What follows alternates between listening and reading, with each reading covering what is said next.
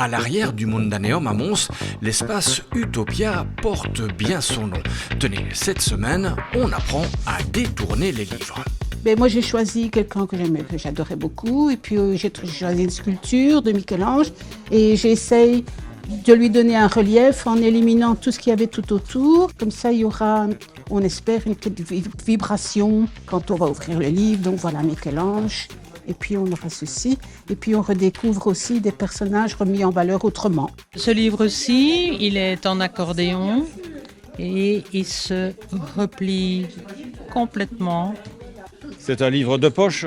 C'est un livre de poche, tout à fait. Coupé, taillé, déchiré, tout est bon pour malmener les victimes. Même les chefs-d'œuvre de la langue française ne sont pas épargnés. C'est pas un sacrilège, ça? Si, moi qui aime les livres, ça me fait du mal. Mais bon, voilà, c'est un choix quand même du stage de pouvoir réutiliser des livres qu'on ne lira plus. De mon éducation, le livre, c'était sacré. C'est par le livre qu'on apprend, qu'on a une promotion sociale, qu'on a des diplômes, etc. etc.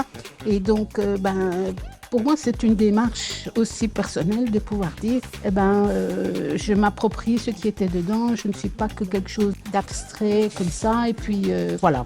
C'est une recréation ou même une récréation littéraire? Oui, on pourrait dire ça. Il faut quand même savoir que la plupart des participants et participantes, surtout, ont une affection particulière avec le livre déjà en soi. Hein. Oui, ils ne sont pas là par pure méchanceté. Non, parce que même, il y en a même qui viennent presque en se disant, tu vois, est-ce que je serais capable de déchirer ce livre que j'apprécie, de le découper et de lui donner une nouvelle identité. Et donc, elles viennent en se disant, par contre, tu vois, ce livre, il est en train de mourir dans ma bibliothèque, il ne sert à rien et voilà.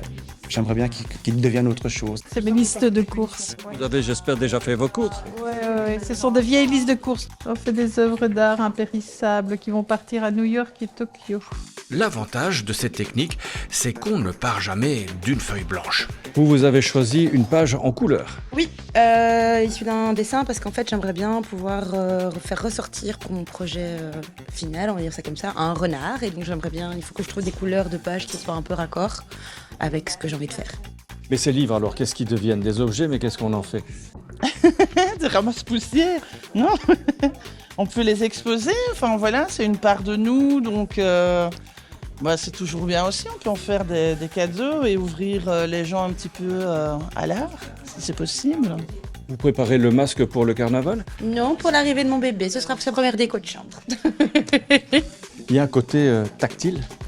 Certainement qu'il y a un côté tactile, puisque forcément à l'heure du numérique, comme vous pouvez l'imaginer, où on est là, on scrolle, et ici tout à coup on revient avec le papier qui est cher à nos souvenirs, hein, l'odeur, etc., les histoires qui en sortent, etc. Donc effectivement, le côté tactile est très important, la main est très importante. Allez, on part maintenant à l'Athénée provincial de Morlanway où l'on profite de la dernière semaine de vacances pour entreprendre quelques travaux. J'ai commencé l'école la semaine prochaine justement et donc je profite de ces derniers jours-ci pour faire un stage sculpture en bloc-iton. Sculpture ou maçonnerie? Sculpture. Donc on part d'un bloc de bloc-iton, vraiment un très grand bloc, puis on dessine dessus et puis on scie et puis on lime. Et puis on fait ce que l'on a envie en fonction des projets qu'on peut trouver sur internet. Et comment ça se fait que je suis pas encore arrivée? Oh, mais ça fait minutes, hein. Vas-y.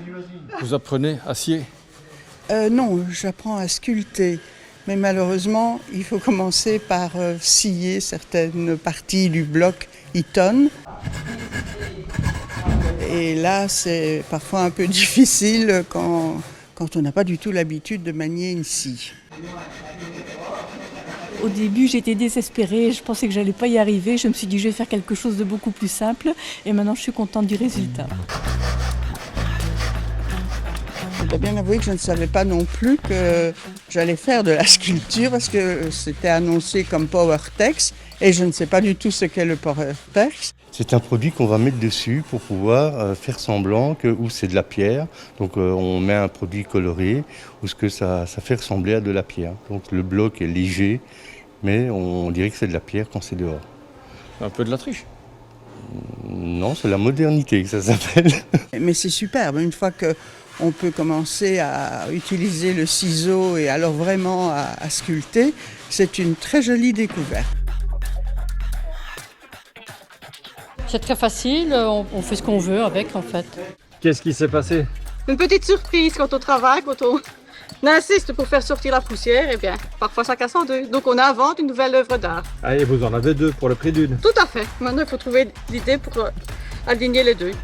Pour avoir de longues dents? Là, sinon, pas spécialement. Nous, oui, dans notre créativité. Ouais. Quand je me tourne vers mes souvenirs, je revois la maison où j'ai grandi. D'un côté, le stage de chant. Ça faisait un petit temps qu'on n'avait plus abordé la voix chantée, le travail de la voix, le travail de la déclamation, de la phonétique, et c'était l'occasion avec les stages d'été de reproposer ce type de travail. De l'autre, le stage de percussion. Là, on n'a pas besoin nécessairement de savoir jouer ou pas. Même les personnes à rythmique sont les bienvenues. Et c'est un stage qui s'adresse à un public qui a envie de se redécouvrir. Et quand le chant rencontre la percu, devinez ce qui arrive.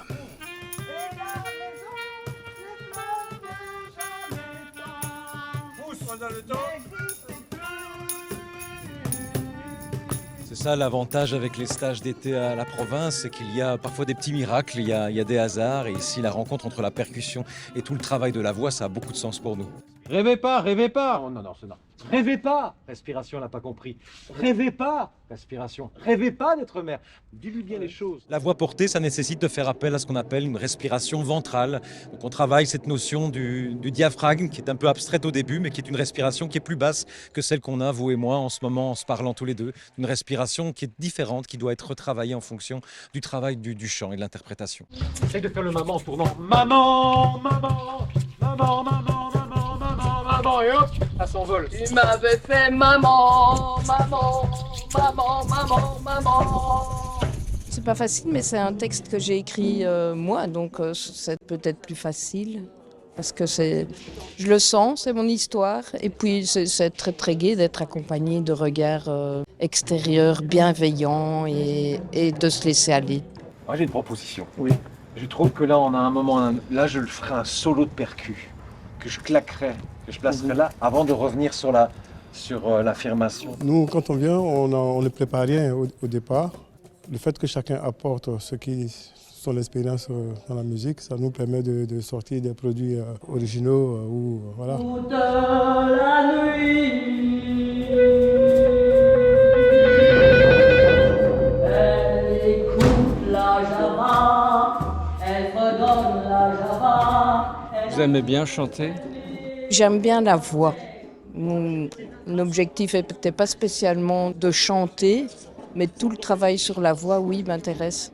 Je peux essayer, hein. Je dirais que... De soutenir et en même temps d'aller dans la douceur, parce que oui, c'est ça que j'aime bien aussi. C'est parce que la voix peut servir à d'autres choses, voilà. Moi, je suis clown, en fait. Et je trouve que la voix, elle apporte à tout. Mais même dans la vie courante, pour ne pas trop se fatiguer, le fait de savoir où se situe sa voix et pas être toujours là où elle doit pas être, c'est fatigant.